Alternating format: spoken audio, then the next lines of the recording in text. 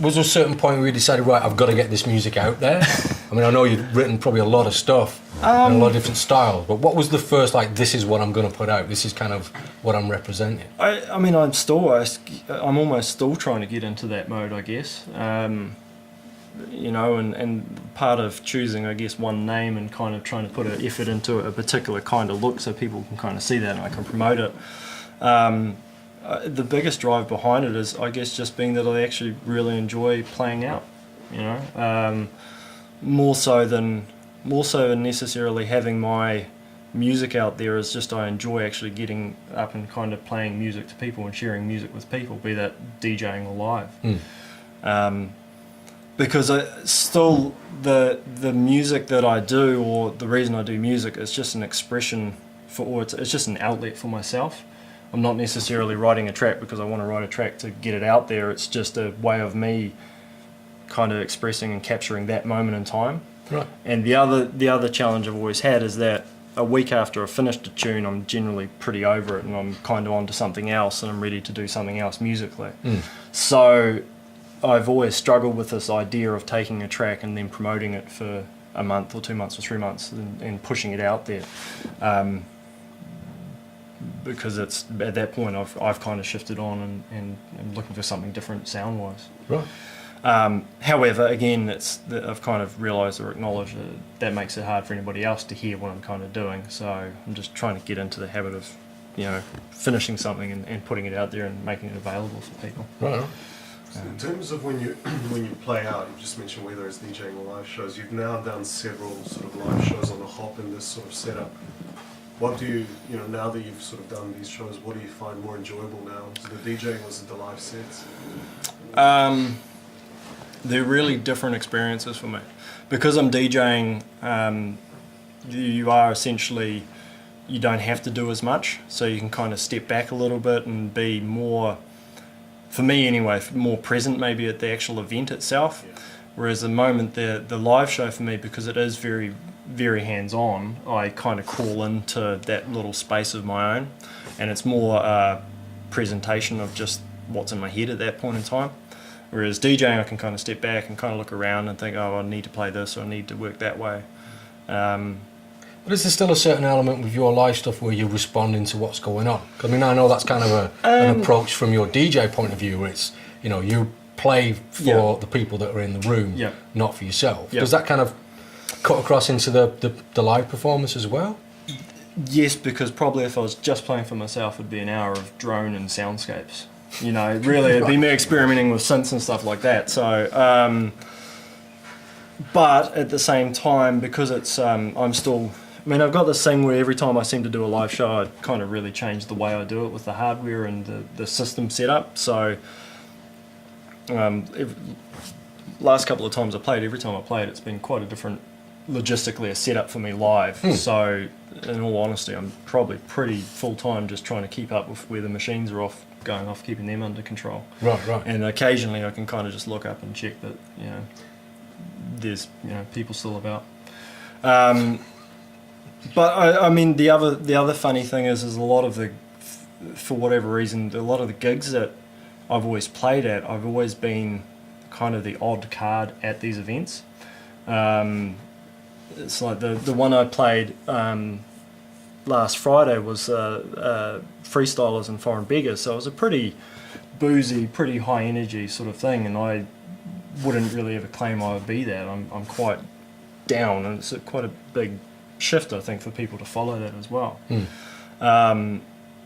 and how did that go down for you? Was it good or? It's good, yeah. I don't walk away from sets kind of being massively joyful or massively excited or anything, because normally it's quite a process for me. So I'm normally quite tired at the end of it and of doing that. And I'm always thinking about how I can do better next time anyway. But you know, I started with an empty room and finished with a full room, and you know, they stayed there, so that's always a good sign. You know? Yeah. And then you hand off, and the next guy just puts a big tune on, everyone's hands go up, and yahoo. So, but at the same time as well, I mean, I've played as a warm-up DJ quite a few times, so I also understand that's there's a certain art in getting people in and getting to the right point so that they can kind of launch off into the rest of the night as well. But I'm still also now thinking to myself as well, just what I want to do is lift the energy up just a little bit, because I'd like to play in the more central slots, I guess. And I'm not going to do that with, you know, minimal techie ambient dubstep sets. So with the live rig at the moment, Ableton, a couple of drum machines, 3 synths now, is there sort of a next step for that? Or are you going to maybe stick with that a little bit, or? No, I've got plenty of. I mean, I'm looking at. I'd like to replace the sequencing in Ableton with a hardware sequencer and go back to pretty much just using Ableton for a mixing environment. Is there a reason for that? Because I know everybody's sort of, it's been hardware, then moved over to electronic, and there's more and more people kind of drifting back towards hardware again now. Well, the one thing I wonder is if hardware was as cheap as software, would everyone be using software? You know, in the perfect world, if you have any gear that you'd have, would you have that plug-in on the screen, or would you have a 909 sitting there in a big synthesizer rack? I don't know. I mean, some people would obviously like to work inside that environment, but for me, what I found, I was doing everything inside a computer, and then you were starting to buy MIDI controllers to control everything inside the computer, and then you suddenly realised you had an entire table full of MIDI controllers, which I had at one point, and then I kind of stopped and thought, well, even though I got at this table, that computer can still crash. They're all coming out of the. To me, it was sonically a thing. They're all coming out of the same sound card as well. So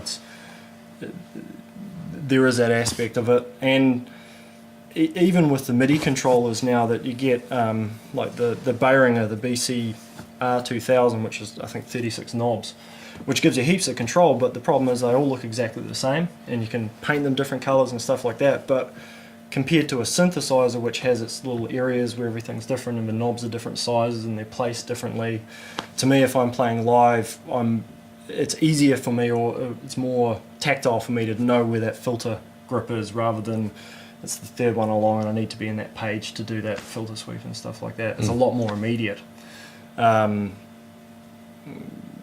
And yeah, it's also, for me, I just like that concept of having to kind of, it's a bit more physical. I have to reach around and do stuff rather than click everything like that. Farmville. Pardon, play Farmville, yeah. I mean, I'd say that I've seen some really good acts that they do literally just, I think Alex Smoke just basically sat there like this for the whole set. Even when he had a beer, he went sideways and still didn't look at anyone on the dance floor. But it was still a fantastic set. But I get more inspired by sitting down with, say, a drum machine and just writing drums that way than I would ever do sequencing it on a screen. Right. And I have gone from doing everything inside a computer, well, going from all hardware to everything inside a computer, and then slowly coming back and doing more and more stuff hardware-wise. Yeah. It's almost the anti, I think, of what everyone kind of thinks I probably should be doing, because now you can do everything into a laptop and it's nice and convenient and it's easy to tour with it and everything like that. That's the next thing I have to figure out, is I've now got a tabletop full of stuff that I need to pack up and drag around anywhere that I want to play. But it's fine. It's no different from a drum kit or a couple of bass guitars or bass rigs. So from that point of view, we've still got it easy. So, I mean, from that, I want to place a hardware sequencer on there. Also, the other reason for that is I don't think of music really as keys, because I don't play keys. So I look at things like the modular sequencers and the analog style sequencers, and to me, musically or sonically, for what I'm wanting to achieve, just adjusting a dial to it sounds right on each of those steps makes more sense to me. Right. So I want to do that, and then long term, which right from the beginning of this project, which I've always wanted to do, is add visuals to the mix as well. Whilst doing all the drum machines and synths all at the same time. Well, no, I mean the plan of it is, and I know how I need to do it. It's just a time thing. Is to basically have the whole lot as reactive but generative to the music, so that the same MIDI information that's going to my synth is also going off to a program that's controlling the visuals and stuff on there. Yeah. And part of what originally inspired that is the Plastic Man project, Richie Horton's project. He did one show where he did that with pile of hardware and all the visuals.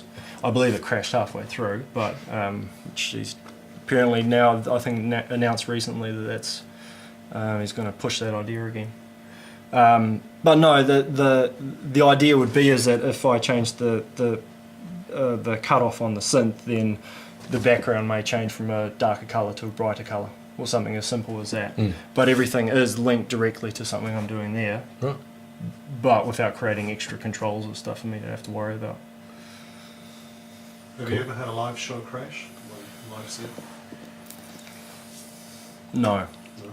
I've got completely lost in the middle of live shows, forgetting where anything is or patches or sequences are. Do you ever prepare some sort of backup in case it happens? Yes, and that's probably why it's never crashed. That's, I guess, the running thing. As long as you got backup, it hopefully won't crash. But the night you turn up and you don't have a backup plan, it's guaranteed to crash. And but that, I guess it's part of me is, while I've never, I'm just trying to think, I don't, even DJing, I've never really had anything massively go wrong using a laptop-based system. But that's just because I just use it and use it and use it until I know it's going to be safe to actually take out there. Which is a good sign, because it was my job making sure that the setups were actually working for people. So Yeah. it's nice to know that my own setup was generally working as well.